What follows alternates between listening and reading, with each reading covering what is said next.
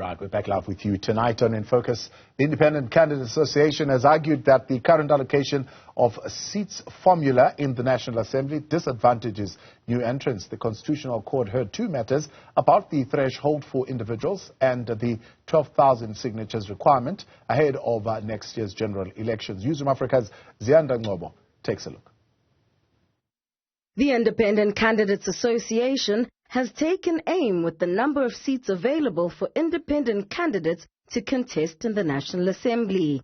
Currently, they can only contest for the 200 seats on the regional list from provinces, but not from the other 200 compensatory seats, which resembles proportional representation calculations at a local level. They're arguing that political parties get to contest for all 400 seats in Parliament, which tips the scales in their favor.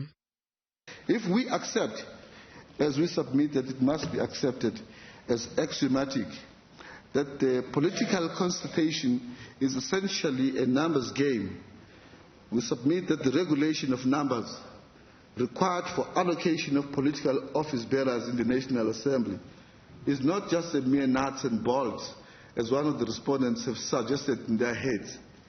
It strikes right at the heart of the voters' right to elect and to choose who will represent them in the public bodies like the National Assembly.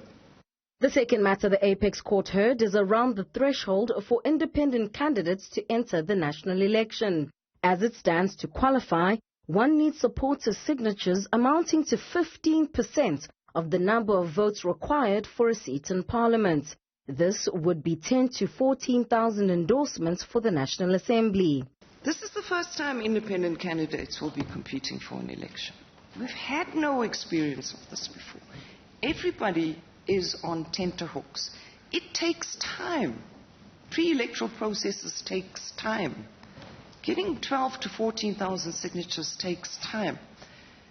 So there is that to consider, and that is why OSA has said, we're not asking for you to write the law. We're asking for you to apply the existing standard. There is no standard, Ms. Gabriel, because this is the first time independents will be participating at that level. Well, the contestation standard of 1,000 signatures in Section 2026. This court, if it had to do that, would be imposing a voting regime. And isn't that clearly a breach of separation of powers? Think tank Rivonia Circle, which was admitted as a friend of the court on Tuesday, raised concerns around the fact that the signatures process will include a person's name and identity number. It says this might clash with the fundamental right to have one's vote as a secret.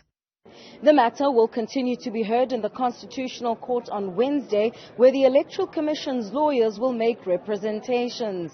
The IEC has emphasized the need to finalize this matter by mid-October this year in order to ensure that the preparations for next year's general elections aren't materially compromised.